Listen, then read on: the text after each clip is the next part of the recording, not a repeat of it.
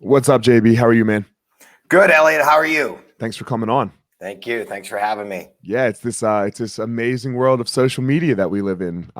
Isn't We, it? we were just talking about like I asked you why why your people hit me up, and you're talking about Johnny L. Sasser, and literally mine and Johnny's relationship started because I was like, you know what? I'm going to network on social media. I'm just going to go scroll people and see if I find them interesting. I'm going to hit them up, and that's how Johnny and I met.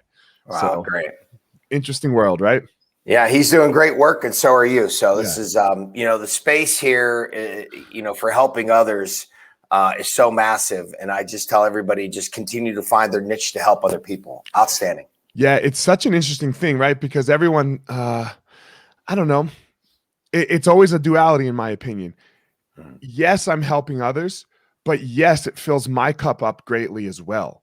So like it is not, I hate to always go down the solely altruistic route of, oh, I'm doing this for others, because I do it for me too. How do you feel about that? 100%. It's so funny. I have a lot of one-on-one clients, and I tell them, I'm like, oh my gosh, I love talking to you, and they're like, well, I love talking to you. Like, I get so much back, and you find these, you find this connective tissue with people and these synergies, and not only are you helping them, but they're giving you points of wisdom back. And I think it's just so important to continue to do that in life, and that's exactly what we should do. And that's how life was created. I look back at my mother and father passed, but I look back to my father, World War II vet, and when he would go sit at the local diner every morning with the 6 or 7 guys, and they would like talk about the world, and they were so great at like helping other people. Like somebody needed to get a job, or somebody was trying to get into college. They were like, oh, hang on, call this person. Oh, hey, go here, try this. And so I think that's where we should get to, is this place of helping other people. We've gotten away from it for sure, right? We've gotten away from it, and I think sometimes as much as I was just talking about the great side of social media, which is it can connect you. It connected us. It connected me and Johnny, for example. I think that's where social media can go bad, right? Is where it can be like this: look how great I am, and this is all for me and about me, which it's the bad side of the thing and of social media. And then it also makes us I know it makes me go down a bad route when I start like really focusing on Elliot too much. No, you're exactly right. You have to, 26 years in the military, retired from the military, sergeant major. I was fortunate to, be like Johnny and serve in the Ranger Regiment, and also work at West Point. You really have to get out of this, what's in it for me and what's in it for others. I'm a big proponent of servant leadership. So the higher you climb, the more people you should serve. And I think sometimes that gets lost, especially when you are climbing, because when you're climbing, people are doing more for you. Hey, hell, hey. And then you should slow that down. You should flip that pyramid upside down, and you should really serve others. Let's talk about your story a little bit. You just mentioned it, 26 years, retired military. So I make the 4 agreements every morning, and one of those agreements is don't assume anything. Sure. But I am going to assume a little bit. It sounds like your dad was military, so you come from a military background, and then you went into the military. Tell us about that story. How did you get to the military? Sure. So middle-class kid from Pittsburgh, Pennsylvania. My father, was a supervisor in a factory. My mother was an elementary school principal. 2 older sisters, very, very successful. And I felt like I wanted to pay for my own college. And I thought that was going to be the route. And so, I tell the story, but it's rather funny. I went to the Army recruiter. I was like, I went 4 years of college. He's like, great. What job do you want to do? Well, these are days before the internet. So when you tell people days before the internet, they think it's like, the 1700s. But it's actually, the early 1980s. It's not that long ago. Dude, I got a funny story about this too. Yeah. I don't mean to cut you off. I was telling the story about how I couldn't, when I was 17, I couldn't, the closest jiu-jitsu school, right? Because I wanted to start jiu-jitsu. The closest jiu-jitsu school is 45 minutes away. And everyone, like, some of these young kids were like, well, why didn't you just Uber, man? Or blah, blah, blah. I'm like, bro, 45 minutes was like, that was like a plane ride. That was like, in 1995, 1996, right? Like you couldn't oh my get God. 45 minutes. 100%. Oh my gosh, you are exactly right. Yeah. Oh my God, yeah. So same thing, but go Yeah, ahead. No same internet. thing, same thing. Yeah, no internet, and then the guy gives you this like big book of like job skills, and there's really no reference to go by of what you wanted to do. And then he like looked over my fitness records and looked over my aptitude records and said, had me do some push-ups on the floor, and then he had this pull-up bar across his doorway. And he's like, do some pull-ups. I did a few movies, just classic, like the movies. Just like the movie. Classic movies, and he's like, why don't you become an Army Ranger? And I was like, great, what do they do? He goes, jump out of airplanes, blow stuff up. I said, sign me up. So I thought I'd be in 4 years, go to college, and my thought was to be a high school history teacher, coach hockey, baseball. That's kind of where I was going to go. And then, 26 years later, it just worked out for me. And I was able to get my college while I was in. Again, serve in the Ranger Regiment. I was a drill instructor. I worked at the United States Military Academy at West Point. And from there, I just, I found my battle rhythm into this power of what I do. And that's kind of where it instilled. Now, my father was a great leadership example. My mother too, both of them. And my father was very, very good at doing,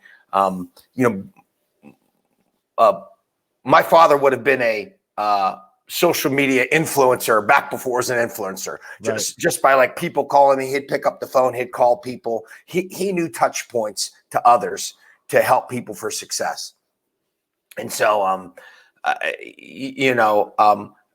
think that's where I try to help people. I try to help people find their leadership journey, and leadership is a learned trait. Sometimes we put it on, you're born with it. And sure, whoever raised you can imprint a lot of that on you, but then studies show you about age 12, it's on you. So that's all part of that journey that you can learn. You can learn this leadership, and then you can continue to help others. And some things, yeah, sure, good for you. Some things you were born with a little bit, some people, let's say, some people are born with it and some people are not, I always like to say, for me personally, like I was kind of born very scared and kind of cowardish. I had to learn some mental fortitude and toughness. So where other people, they're just tougher, and that's okay. Some people are born athletic. Some people work to athletic. There's something I want to talk about that you said a couple times here about your dad, that he was like this networker. And I think sometimes people don't realize the power of having a person like that in your life. Or I don't even know the power. It's a privilege, right? The privilege of knowing somebody that is a networker versus not having that in your life, because this is a who you know world. I really truly believe that when you know the right people, you will get to the right places. It accelerates you. What was that like for you? Because obviously your dad was a networker. What was it like growing up with somebody who had all of these touch points of making shit happen, kind of? Yeah, no, it was amazing to see. It was amazing to experience that. I know we'll talk about it, but I wrote a book, Warrior Leadership, and in my book I talk about I got to go to breakfast at the White House and meet the president. Well, my dad made that happen because like he got invited and he was like, nah, I've already done that. So, he made him change it to my name. And then I got to go to the White House, and it was all this small touch points of, you get to spend 5 minutes with the president of the United States. It's like, holy cow. It's, it seemed like. Who was it at the time? It was Bill Clinton. Okay. Yeah. And truthfully, he could not have been nicer. Yeah. So, but you get to meet all the executives there and that executive staff and that sort of thing. But, it just showed me that, and here's the thing and you talked about like, building your network. And I talk about that too, building your executive growth network, building your tribe, whatever you want to call it. There's different words for it. I think sometimes that young people or up and coming people, shouldn't say just young people, but up and coming people make the mistake of they're trying to build that network for themselves, where really in that network, you should show people what you can do for them. Right? Your power, what you can do for them. And then that will in turn turn something for you. Does that make sense? Oh, 100%. I think let me make sure I'm understanding. Look, people are going to connect you with somebody else if you do something great for them, right? Like even friends, for example, even just the friend thing, you're like, dude, all right, come hang out with me and my homies, right? And now it's like, okay, we're all influencing each other in a certain way, but you know, we all have that friend, for example, I'm talking about on a smaller scale here, that just kind of sucks, but that we love them, right? We love them. We have history with them. But when it's time to like hang out, we're like, all right, no, you can't. I'll hang out with you alone because you're a pain in the ass, right? And I can't bring you around other people because you'll be a dickhead. It's the same thing, right? Like when you add to the situation, people will network you with more people. Well, and you have to show people what like you bring to the table. Yeah. You know, it's funny sometimes. You know, like I help a lot of sports agents out with their athletes, and one time a sports agent asked me, you know, instead of working with the top athlete, he's like, hey, listen, I have a 17-year-old up and comer. Can you work with him? Sure, no problem. And I did. But you know, and I did a good job working with the 17-year-old, and then it gets you to other great athletes. People want Michael Jordan right away. But I don't want to work with that guy or that girl. No. I'm like, hey, no problem. And so my point is you got to show your value and what you can do. And I think sometimes in this social media network, it's like, hey, what can you do for me? What can you do? And and if you can't do anything for me, then I'm not gonna help you. Wrong. You need to be in the service business. I'm a fan of Eric Thomas. You know, Eric Thomas, the speaker. Oh, sure. Yeah. I heard him say something once. He's like, look, man, I charge full rip or I do it free. And, you know, and he's like, and I do plenty free. It's fine. When I go to a school, like an underprivileged school, it's free. When I go to the jail, it's free. When I go talk at Google, they fucking pay me. Yeah. You know, it works out. Exactly. Yeah. And that's what it is. Like some things you do for free, like your 17-year-old. Look, 17-year-old can't fucking pay you that much. You're gonna help out you're gonna help him out, you know?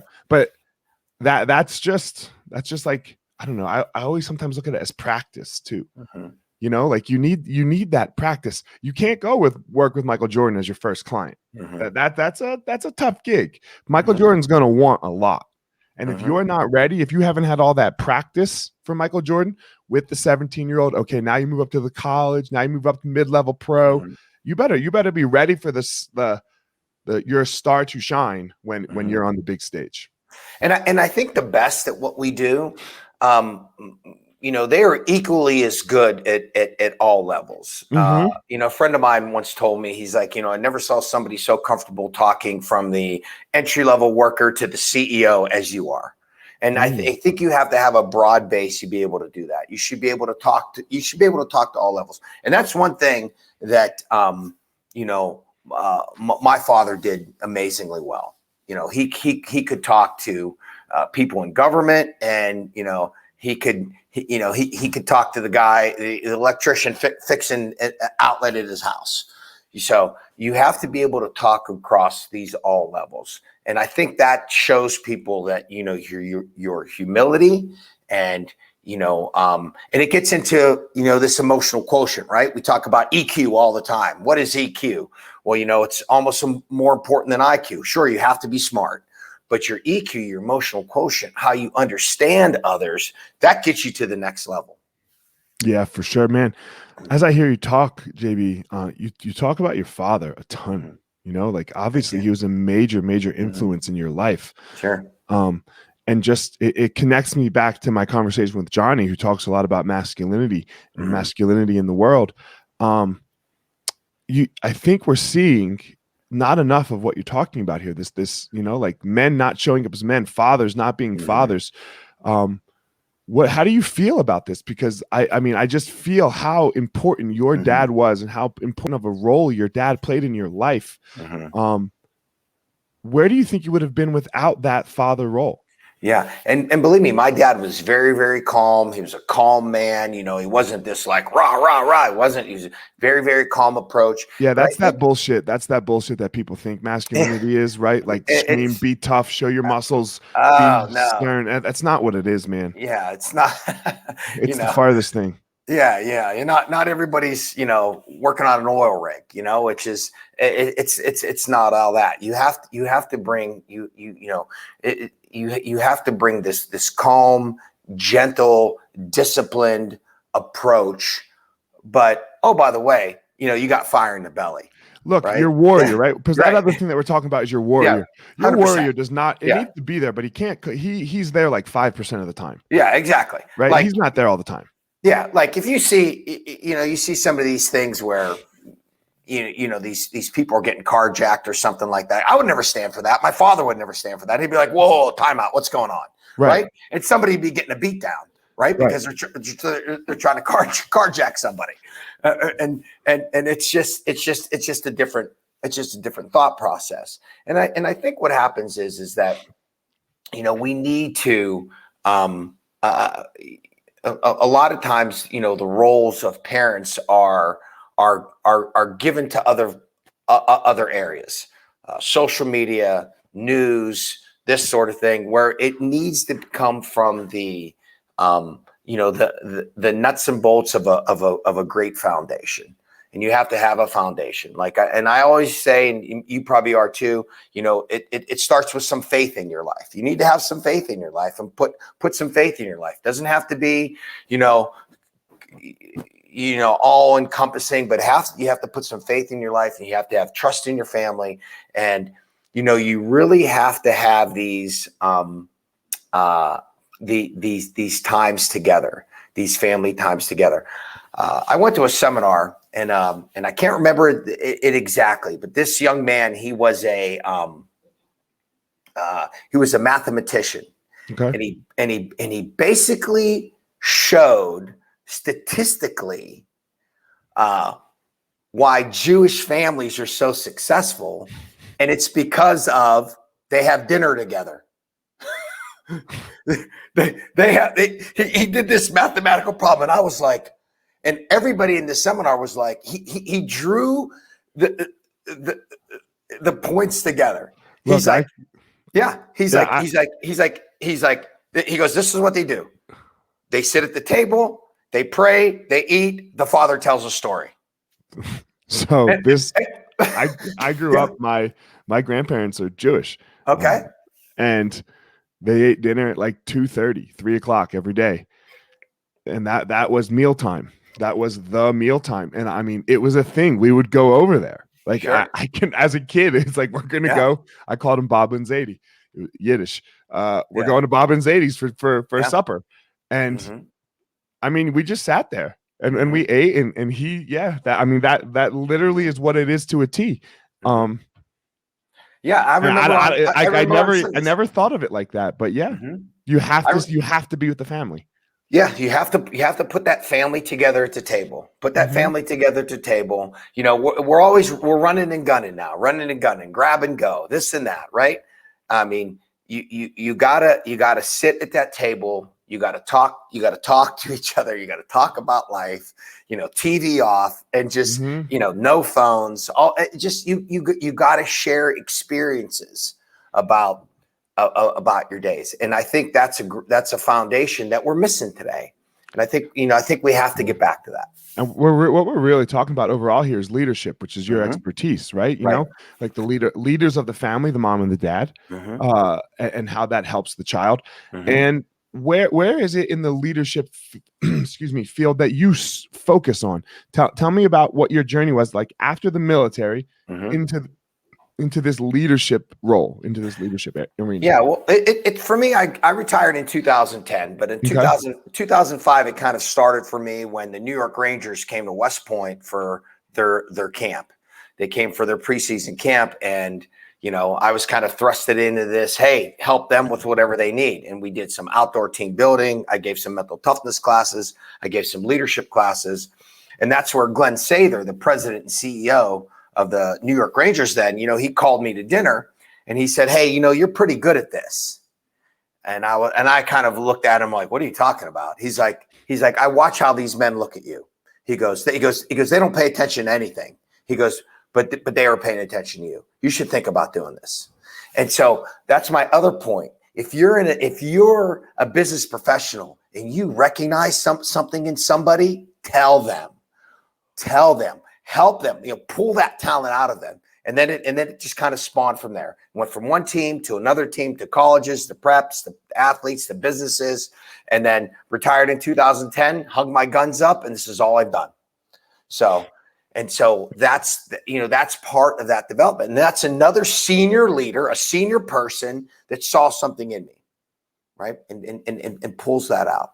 And so that's where the journey's been. So I work with a lot of emerging leaders. I work with C-suite executives. I work with a lot of athletes and then teams. So that's kind of where my sweet spot is. And I do all leadership and mental toughness. If they and I help them with their power to find out. A friend of mine coined me a talent accelerator. Try to find that. Listen, I'm in the business of trying to make somebody 1% better, because that 1% better, just multiplies over. Oh, yeah, exactly. Compound interest. Compound interest. Yeah, compound interest for sure. Yeah.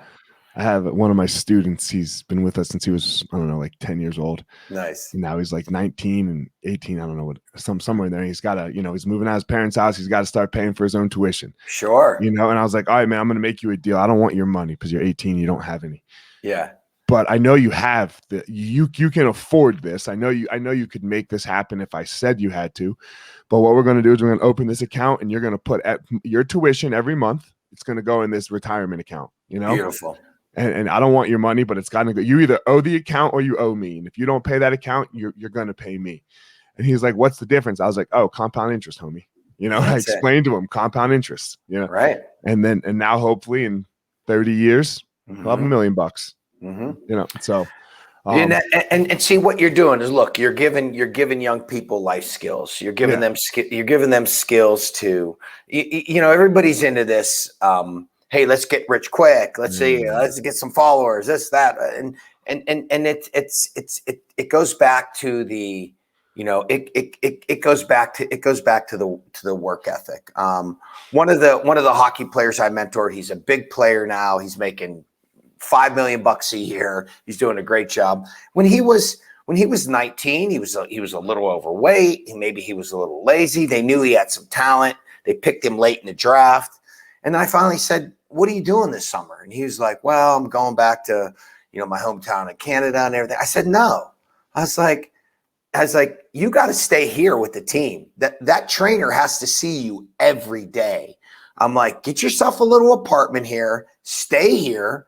And that guy, and next thing you know, like you just said, it's compound interest. So now all of a sudden, when camp opens up and coach is like, hey, tell me about Smith. Oh man, hey coach, he's been here every single day. The whole thing, right? All that stuff compounds. And that's what you have to do if you want to continue to rise. And again, it's that rise and grind. You know it from your background. It's that rise and grind. And it's that putting that work in every single day. A lot of times we forget that, work is a lot like, it's a lot like Post-it notes. I can't rip this whole pad together, but it starts with one Post-it note at a time. Right. Okay. All right. I did 50 push-ups today. That's one. All right. I ate right today. That's two. Right. And then when the Post-it notes get, you can't tear it. So it builds micro at a time. That's such an important concept, right? It's this thing, and you said it earlier. We want it right now, and you see the people that rise fast fall fast. Like it's inevitable because they have no. And you talked about it with the family. There's no foundation. There's nothing that you have it built on. It just all of a sudden happened. You don't even know how it happened. Is part of the problem, right? It happened for you. Good for you. Great, and you're rich, or you're. Whatever it may be, but it's that slow grind. It's that slow grind and then falling. Because they always say, right? Like, I love a success story, but what I love even more is watching a man fall to the bottom and bring himself back up. And that is, there's something so attractive about that to me. Yeah. So when you talk about, you've been talking, you talked about like your field, mental toughness, leadership. Explain a Sure. little more. First, mental toughness. Yeah, so I think again, mental toughness, leadership, it's a learned trait. Yeah. Many times in the military, we bring young men and women into a selection course, a special operations selection course, and that's all we're testing.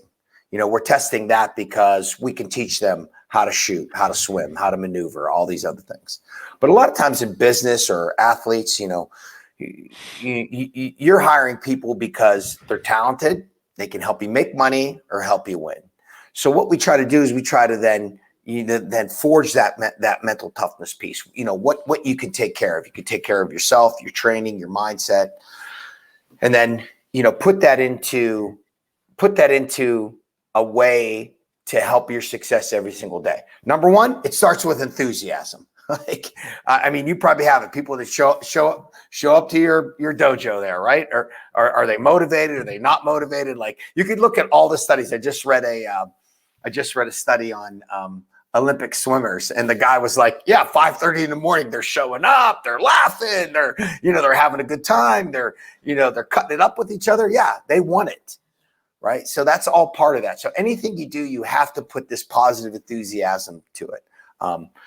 You continue to have to, you have to have goals, but when things get tough, you have to narrow your focus. I tell the story when I went through some of these military schools I went to, special operations training, tough schools I went to. Some days I was just trying to make it to lunch. And then I was trying to make it to dinner. You got to focus on the 200 yards in front of you, right? Sometimes we're too far focused on this this thing way out there, and it seems so unreachable is the problem. Because it is very far away. But can you do the next 10 feet? Can you walk 10 feet? Yeah, 200 yards, sometimes 6 inches. Yep. Right? Sometimes, no, seriously, sometimes a 6-inch target. Like, okay, I got to take care of this target right here. Done. Right? But we're all like, hey, you know what? I want to drive the Rolls Royce. Well, let me ride my bike to the gym first. Yeah. Work. Exactly. Work. Exactly. And I mean, I was having this conversation last night a little bit, or a similar conversation of just this idea of, I don't know, we were talking about something, just like the time that we spend, how we spend the time in our life a little bit, like what's right in front of you, and do that. And that should get you down the road to the point where, I don't even remember how I did it. I know what it was. It was health insurance. We were talking about, and I was like, man, my wife, I don't want her, like, she was a nurse and she just quit, a nurse practitioner. She just quit her job and she's entering this entrepreneurial world that she had started. And I was like, man, she was just doing it for this health insurance. And that was like holding her back. She thought like this, I don't know what we paid, $25,000, and it's like, look, just pay the 25 grand and see if you can make it over here, because this thing over here isn't bringing you any satisfaction. And I think sometimes people stay in this non-satisfied place because of, in my wife's case, it was health insurance, right? Like, and I'm like, and I've been trying for years, like, babe, I guarantee you're going to make up that $25,000. But don't hold yourself back. Sometimes we hold ourselves back with these limiting beliefs. Like, right. How do you deal with somebody and their limiting beliefs of, I got to stay over here because of this, when really it's just fear of going out there and really trying. Because if you go out and you try and it doesn't work, so what? Then you can go back, or you can try something else. But that's scary. So how do you get people to take that step? Well, it's the simple fact of, like, everybody wants to stay in their comfort zone. Why do you stay in your comfort zone? Because it's things that right? And that's why people eat at the same restaurants. They go to the same places. They have the same drink. They just, but when you stay inside that comfort zone, the comfort zone just shrinks. So to make your comfort zone actually larger, you have to do new and exciting things, and you have to take a chance. And it's like betting in Vegas, right? Instead of betting on the house, you're betting on yourself. And you find when you bet on yourself, you put a little bit more work after it, right? You're like, you know what? Now I got to be a superstar.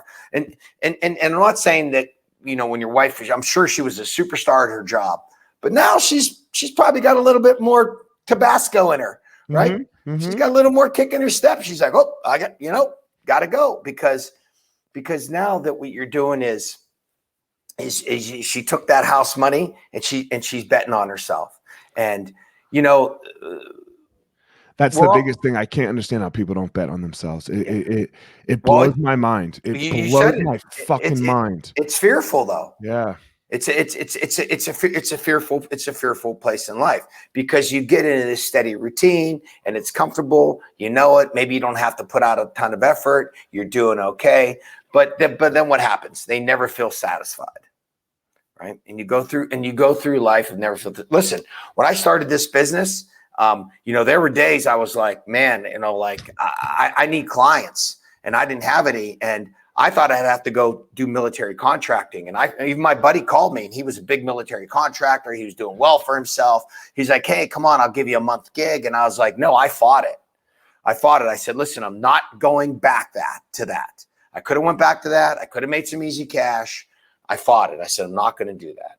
And same thing in this business, you know it too. Some days it's really great. Some days it's down. You got to keep hustling every single day.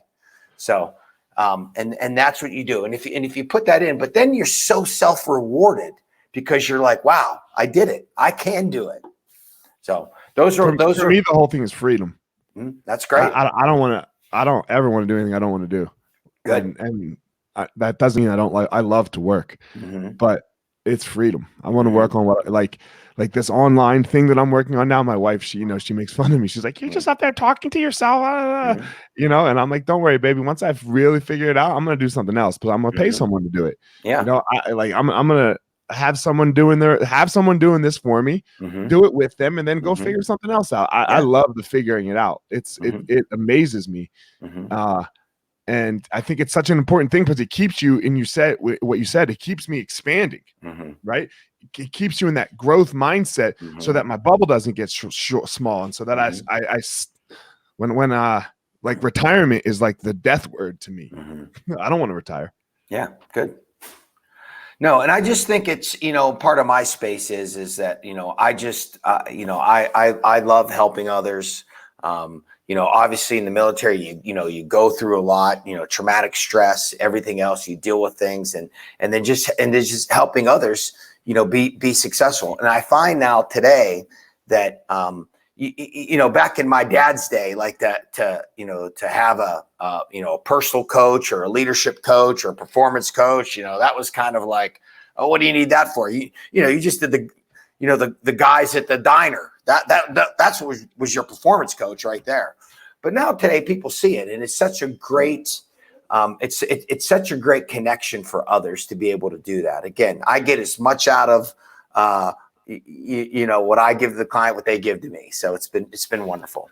I think it's one of those things. So I think for the majority of people, learning stops at high school.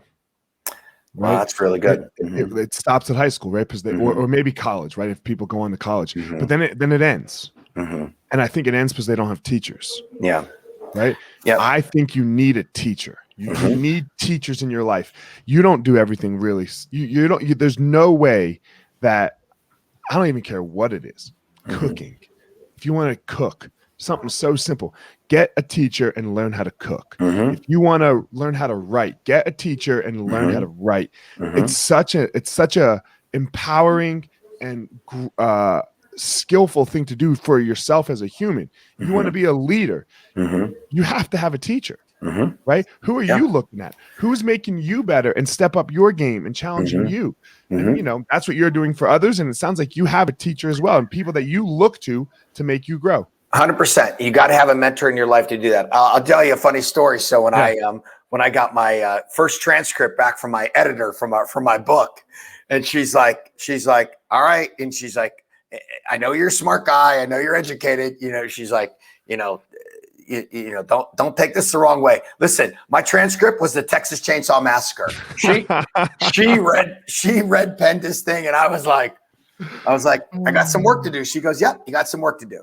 And you know, ghostwriters, bro, ghostwriters. She was, but you know what? It was awesome. Yeah, it was awesome. And then when the second one came back, she's like, all right, much better. Right. But my point is you're continuing to learn and you grow, and you have to continue to do that. You got to read, you know, you got to find somebody, you got to find mentors in your life. You know, I have I have 2 or 3 people in my life that I find are my mentors, from all walks of life. From the sports world, I have Kevin Weeks. He's a big NHL broadcaster, former player.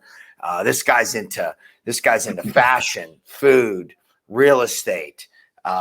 He's into so many different facets of life. He's a mentor for me.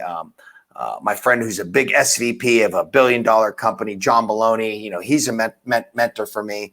I have a friend, a business owner in Florida, Richard Parker. He's a mentor for me. You got to find mentors in your life to help you. And just people you can call and go, hey, can I run something by you? Mm-hmm. That's all part of that. That's all part of finding people that strengthen you to make you better. Dr. Derek Anderson, he's a sports psychologist for, NFL, NHL, and Major League Baseball teams. He's a mentor of mine. He's the one who really helped me, 2015, kind of even refine my mental toughness piece. He's like, hey, this is really good. What do you think about this? I'm like, whoa, that's really good. And just willing to help me every single day. He's like, I see your touch points. It's so good. Let's try another area. Awesome.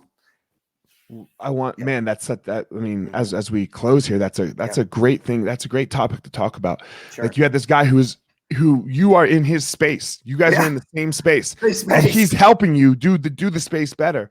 And I think sometimes a problem that we're having again is that we think like there's diminishing returns. Like there's only so many people, so I better keep all of this information for me. I can't tell other people my secrets. And obviously this guy didn't do that with you. So why talk about why do you think there's like I don't feel that there's diminishing returns. There's enough people for all of us. And that's what he said. He's like, there's so many great people out there. And he saw that I actually do things a little bit different, which he liked. Right. And he saw that like I was getting to players differently than he was. So he knew that there was a portion of players that responded better than me. Right. So he's like, well, heck, if I help this group, if I help, 75% of them, JB helps 25% of them, but we win. We all win. We all win. So he's like, why not? And actually somebody, a senior executive of the organization tried to put him on the spot with that, saying the same thing. You basically are in the same space. He goes, no. JB does the macro. I do the micro. And he said it I was like, wow, that's actually really good. And cause he already knew. Like he was like, no. There's enough space for everybody. And that's the same thing I tell people. Right. Yeah. And listen, there's always enough food. 100%. You call me for leadership advice, mental health advice, I'm going to give it to you. I'm going to help you out. I want you to be successful because there's enough people. And guess what? There might be a client that responds to you differently or better than they do to me. It's the same thing. Look, I have a therapist. She's a 70-year-old lady. I saw a couple dudes, and I was like, nope, not talking to them. If like, and that's just my personal preference. Great. Right. That's my personal preference. Other people, like, are they bad? No, they're not bad. It's just not for me. Right. Is my lady the best? She's the best for me. That doesn't mean she's going to work out for you. That's exactly right. There's plenty of people and there's plenty of pie and there's plenty of everything to help each other do it all more skillfully. 100%. Yep. As we close, I always end with the same last two questions. Sure. Look, my platform's not that large. You reached out to come on. I'm not going to boost you anywhere, right? Like I'm not Ferris. If you get on Tim Ferriss's podcast, maybe you then just boom, right? Like the world explodes. That's not why I'm with you. Yeah. So that's why. Tell me why. What's your reason for reaching out and spreading your message and all of that? Well, I think, I listened to you with Johnny Elsasser. I thought it was awesome. And then, Nick reached out and said, hey, can we make Saturday work? And sure. And I think it's all, again, what you're doing is we're being connective tissue for somebody else. Somebody's going to listen to this and be like, wow, that was really good. There's some really great things in there. And so listen, if we help one person be more successful in their life, more stable in their life, find their passion, find that favor for themselves, then we've done our job. Man, that's exactly how I see the world. Yeah. Right. Because look, it's a Saturday morning. Yeah. It's a Saturday morning, 8 o'clock for you. We Yeah. started 9 o'clock for me. I didn't even have coffee yet. So Yeah, this is good. we don't have to do this, right? Like you're doing okay. I'm doing okay. No. But we want to, and we want to get on the phone. We want to get on the microphone here. And look, it's one person. One person. Exactly. One person does better. Yeah. Final question. I believe everyone has a unique power in the world. This thing that makes them go out in the world, be amazing, and do their thing. Sure. What is your power? My power is for sure. When you're with me and see me and hear me, this motivation just comes to you. I think I have this power of motivation to help others. It's true. It's honest. It's not a gimmick. I think people feel it. I give them energy, and that's what I'm going to continue to do. I think my father had it. I think I was born with some of it, and I found a way to release it. And so that's it. So I think it's this positive energy that I can release to others. Hell yeah, man. I know you have a book. Plug your book. Tell everyone what the name of the book is, where they can get it, and where they can get everything, where they can connect to you if they want to find you. So sure. My book is called Warrior Leadership: Steps to Success for Leaders on the Ground. You can get it right on my website at jbsleaders.com or on Amazon. I also have an action log that comes with it too. You can find me on Instagram at JBs Spisso. And if you DM me, I'll DM you right back. Or again, we're on my website, jbsleaders.com. Thank you so much, Elliot. You're a warrior. You're a winner. Who are you picking for the fight tonight? Man, at first I thought it was going to be Connor. But I've been listening to him talk, and I don't think he believes it anymore.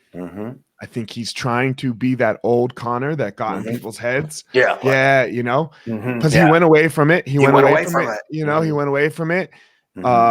He didn't do as well when he went away from it.